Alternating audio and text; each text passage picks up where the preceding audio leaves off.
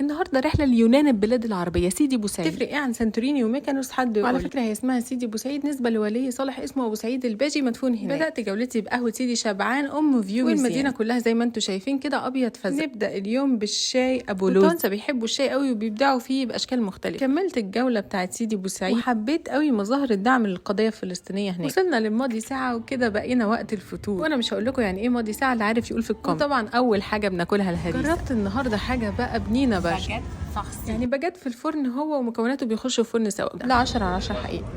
تاني حاجه اكلتها كانت تعالى اعرفك عليه بقى. عظم، كحوريه، سلطه مشويه، زيتون بقى وسلطه وبصل وكده، وهريسه وتونه، وطبعا ده بيتاكل بالخبز.